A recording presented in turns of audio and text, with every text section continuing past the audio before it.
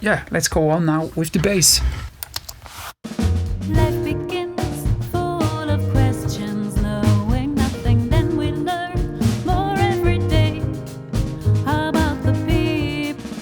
Life begins full of questions, knowing nothing, then we Actually, bass in a jazz pop context is the most difficult thing, because if you have a double bass is such a great instrument, but if you just leave it as it is, there is not enough power to actually fight with the bass or to really be heard. Let's bypass all the plugin, let's bypass everything we did on the K deck.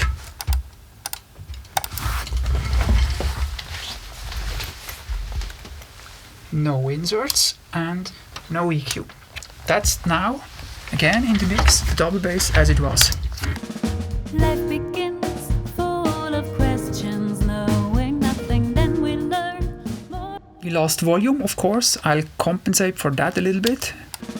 Life begins full of questions, knowing nothing, then we learn more every day about the people. Life begins full of questions, knowing nothing, then we learn more every day about the people. And although it's there now from the volume, it would be way too weak to actually do what it is supposed to do, which is giving a fundament, give him strength, give force to the song, but there's just nothing there. And in solo, you will hear that this is a nice double bass, a great player, and it's mic'd good. Let's hear it in solo.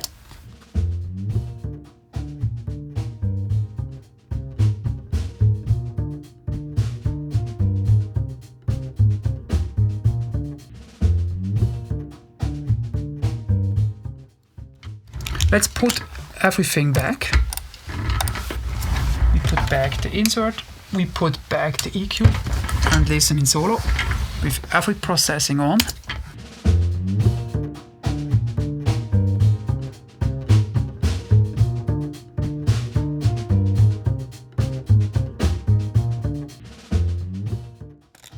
And in this jazz context, jazz pop, you need to find a way to compress it, not totally heavy, but still it must be effective somehow. Then in the mix, it's just right. Life begins full of questions, knowing nothing, then we learn. This has to do with what I explained in the first video when we were at the drums. There are so many upper harmonics. Everything that is interesting is in the upper harmonics, but harmonics are soft. You can hear them live in a room, but no way you can hear them if everything, drum, singer, piano, bass comes out on just two speakers. They have to share the information that two speakers can deliver, and usually two speakers cannot reproduce a band if it's not good mixed. So let's look what we did with this double bass. Actually on the K deck there is EQ that probably gives clarity. Let's control it. Yeah, 0 bass because there is no reason to add bass. We have one step of 3.8K. Then there is again nothing at 5K, so it's actually not even doing that much. Then there is an insert. There is for sure compression here. Might also be that I did some EQing here. Let's control it. What we did. Let's insert 7. It's that one here. This one goes to a stem. SA2A, you won't be able to see that on the video. Actually stem makes a great bass compressor. I use that a lot if I need to give punch. And now let's see if we go to an EQ. Yeah, I knew we go to somewhere. We go to a curve bender equalizer, yeah, which I also do a lot to give clarity. And from here we actually go back. So what we have is, let's quickly show this. This is our stem, SR2A. It doesn't sound like a real LA2A, but as I said, it's a great bass compressor. And then we go to this curve bender EQ. That's a great combination for bass. What we did, we give some upper mids at 3, we give some, no, that we don't give, but probably in, yeah. Sometimes I like to not give anything at a certain frequency, but I still have the band in, and that gives a certain color. We don't do something here, no, we also give a little bit clarity at 1.2K, and I usually give a little bit of bass here in that situation on 70. And let's hear it with and without this insert. Let's hear it in the mix.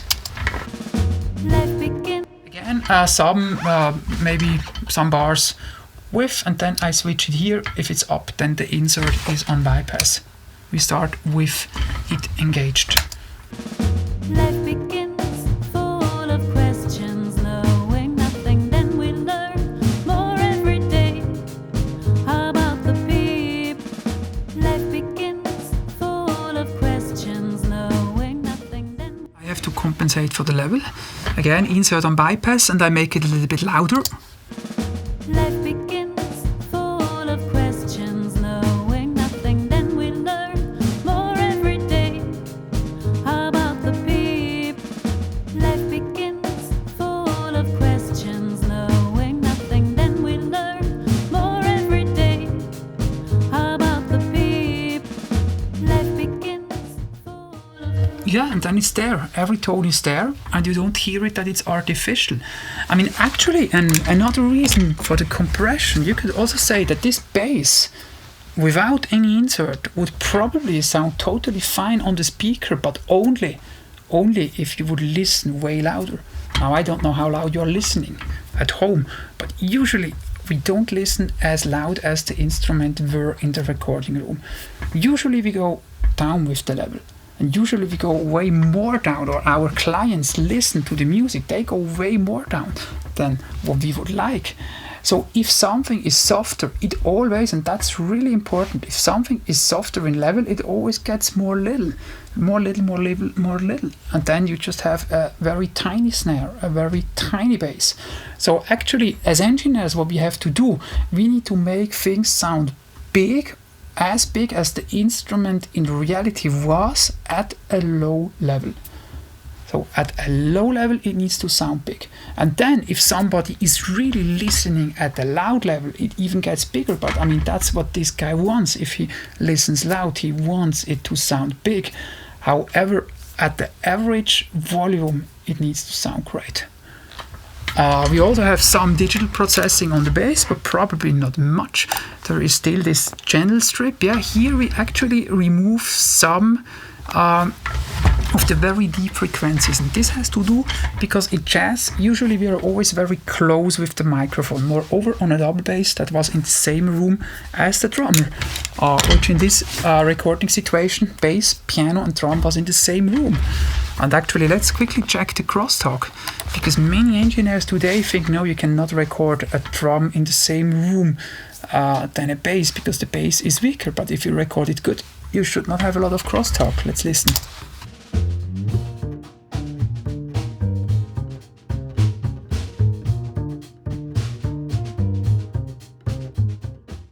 That amount of crosstalk, I'm actually happy. That makes the drum nice and roomy, so I don't see any problem with this.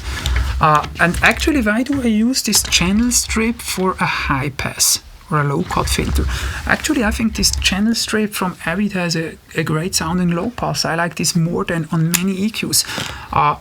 On the K deck it would even be better, but as I said, I think in the last video, if you do something in analog, you cannot change it from song by song, because I want my analog settings to be equal for an entire project. So usually stuff like this I do digital, and if you have a ballad where I think we could have more bass, I can just automate it. There is a Fab Filter EQ, and here is something new. I said that I like to make the cuts with digital, but here you also see a boost.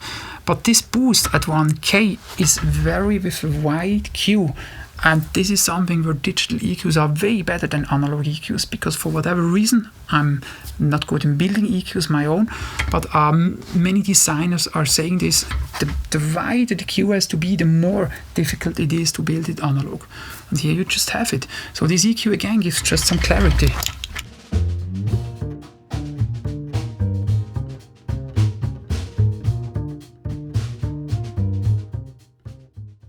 And while it might not be necessary in solo mode, listen in the mix. Life begins full of questions, knowing nothing, then we learn more every day about the people. Life begins full of questions, knowing nothing, then we learn more every day about the people. Life begins full of questions, knowing nothing, then we learn more. Subtle but more clear. And I'm a big fan of having as many plugins as I need. However, every plugin is just doing a little thing. Usually plugins don't sound good if you push 10 dBs or if you do too much, but they sound great if you just do a little bit. And this EQ helps a lot. And then we have a little bit Decapitator. I'm a big fan of that plugin, although many are complaining it's not good and there is no precision and there is aliasing and whatever. I always record in 96 kilohertz, which is the right sampling rate for me. And then actually with this plugin it's just perfect because you do a little bit of drive.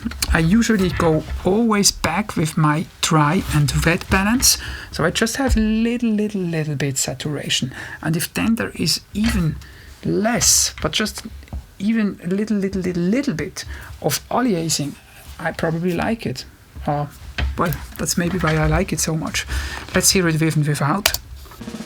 Life begins full of questions, knowing nothing, then we learn more every day about the people. Life begins full of questions, knowing nothing, then we learn more every day about the people. Life begins full of questions, knowing nothing. It's again more clear, and actually saturation, if you do it on a subtle way, it also enhances clarity because the high harmonics, which are anyway too low, they will be, they will be more rich, so they will come up a little bit.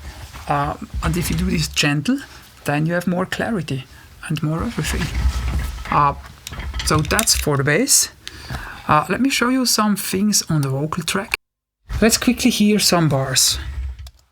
Ton souffle caresse, chatouille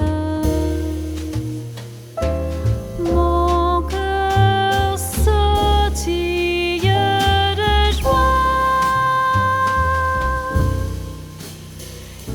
explose d'amour. Were you able to hear the problem it actually has? That's something you often have with singer. It's just something that happens. Hear it again. Chatouille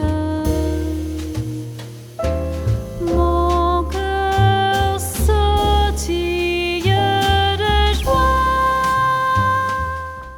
And it's right on that spot of those last notes.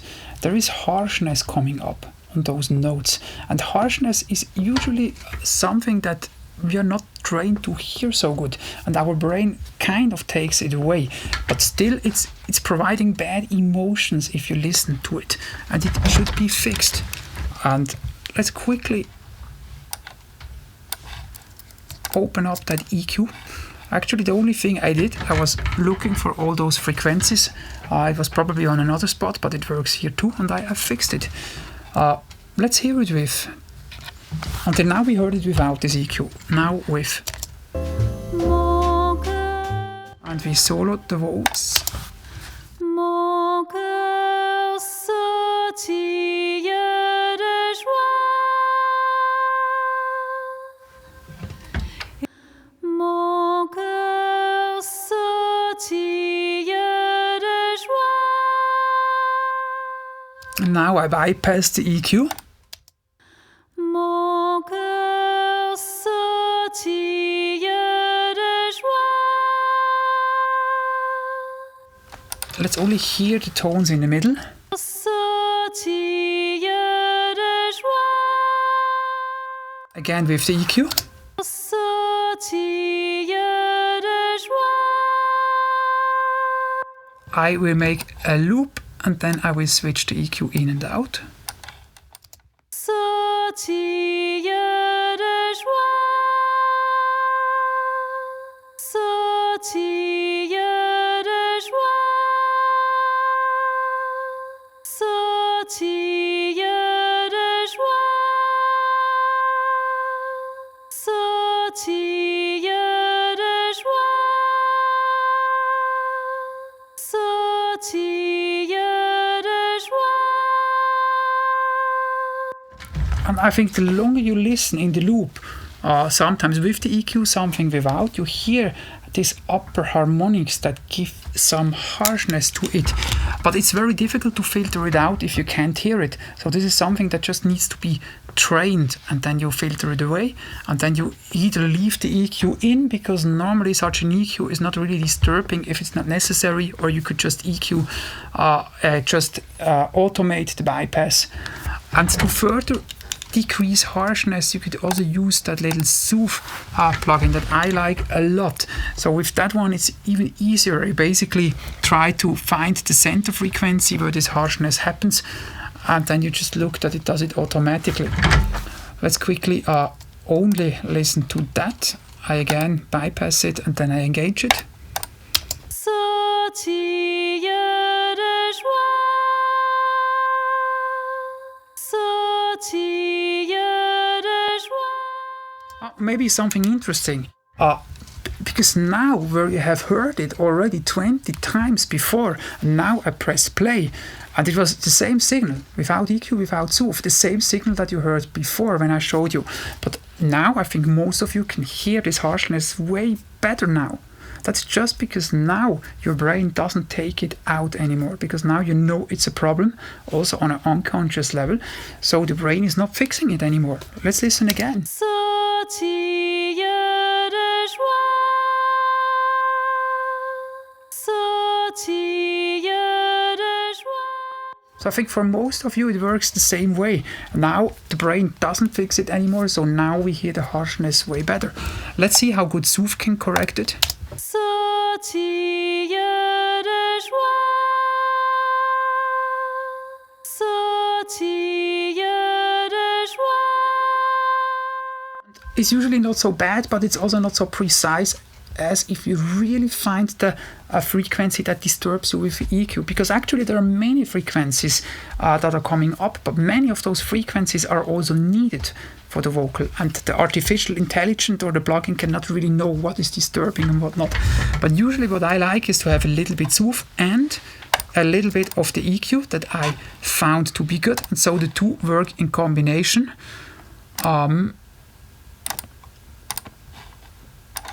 And then it sounds like this. Sautille de joie, sautille de joie, sautille de joie, sautille de joie, sautille de joie. Sautille de joie. And I think now the difference is very clear. If you hear it now corrected with the soothe, that does a little bit, and the EQ, and then I switch both to bypass, which is what I just did, then the harshness gets very loud. But it's not louder than it was before. It's just that now our brain doesn't correct it anymore at all. And although if we listen the very first time to the uncorrected version, we might not hear the harshness, but it affects the joy while listening to music. So harshness always has to be removed. Harshness is really something we don't want to have in a good mix. Or in other words, if harshness is remaining in a mix, it won't be a good mix, and it won't be pleasing to other people when they listen to it. But they won't be able to explain it. Maybe they say it sounds digital, because harshness is often related to digital, but that's not a mistake of digital. It's just because many analog gear in a series also can reduce harshness. However, actually with those digital tools, I think that's the very best thing to reduce harshness. Let's quickly see what else we did to the vocal track. We go back to the other song that we already have. We probably have a little bit K-Deck EQ. No, we haven't. Interesting. There is for sure compression. It's probably a 1167, no 76. Obviously, it's probably also W Fern, if I remember correctly, because I wanted to introduce a little bit more a warm sound. And it's probably a Summit EQ, and there might even be a special treble that we have on the patch bay. Let's quickly listen. Life begins full of questions, knowing nothing, then we learn more every day about the people. Life begins full of questions. Compensate the level.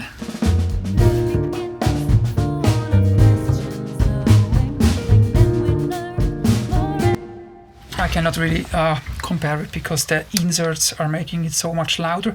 I don't want to compensate with this level here because at the moment the automation is not working. So that's our level we have. I don't want to lose it in case we still need to make export. So anyway, let's see what we do with the vocal. Yeah, as I thought, that's a very special thing because this KDEC console had, but only on the control room output and the studio output, huge Marinair trebles. Those were the trebles that also were in the old Neves. They sound extremely smooth, but for my taste of mixing, I don't want to have those trebles to be in always. So we have this on the patch bay, and I often use it if I want to have a more smooth sound. Let's see what else we did. From the treble, we go to a 1167 compressor, and from that compressor, okay, I don't know it 100%, but we then go through this Summit EQ, which again, although I love upper mids on that one, but on this vocal we need smoothness and warmth, so we just have some frequencies at 100 Hertz that we push. And then there is very little digital processing on the voice. There is again this high pass filter that we have here to automate it. Then what we already have seen is the soothe and my little harshness remover here. We have a little bit saturation. Actually, this Abbey Road saturator is a great plugin. However, don't do it too much because then it introduces again harshness. We overdid it first a little bit because it's a new plugin for me. I just got it lately, but a little bit is nice. And we have a Phoenix plugin that I often use. It's on Radiant, which again is introducing some warmth, which is nice. That's all. Then there is a Precasti reverb, I believe. Let me see, yeah, Precasti.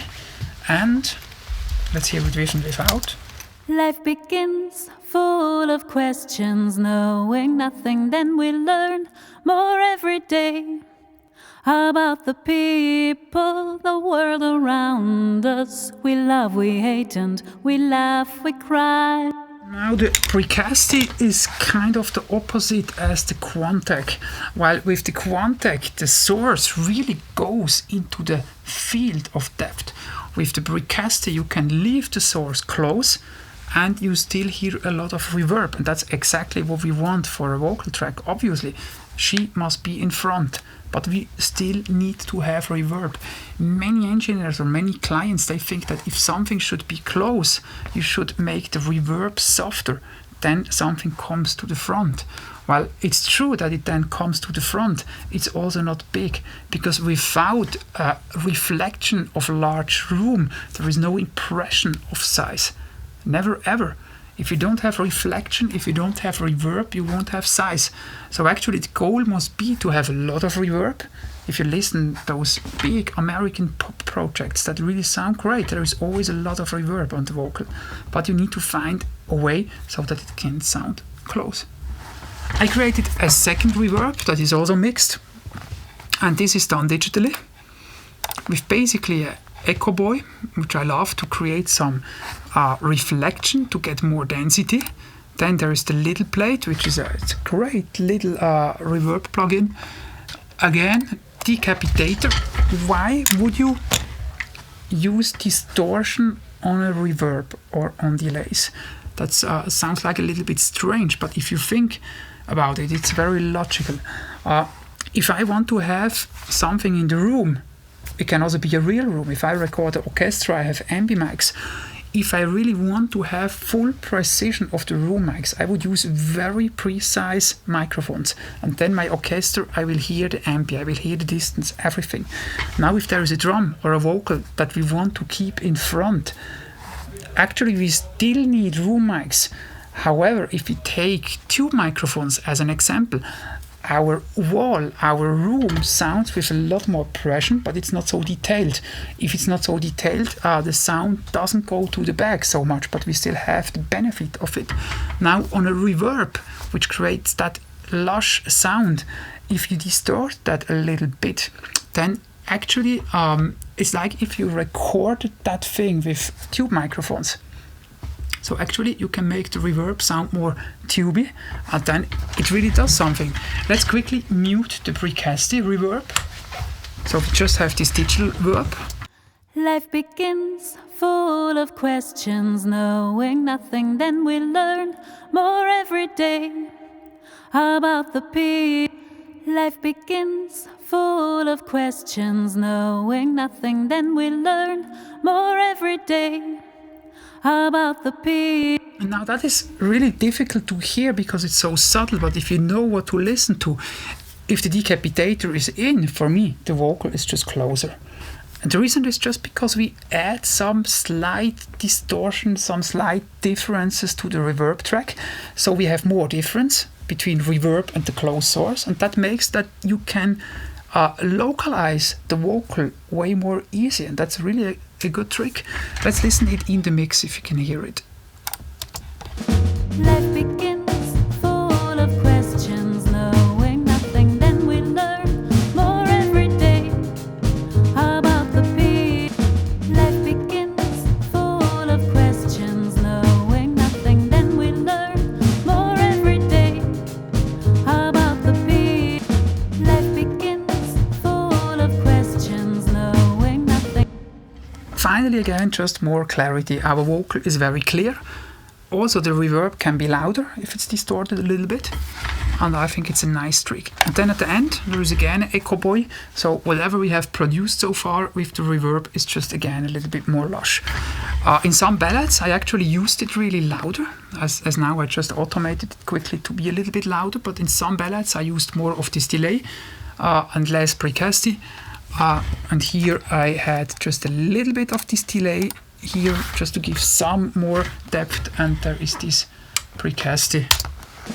Life begins full of questions, knowing nothing, then we learn more every day about the people.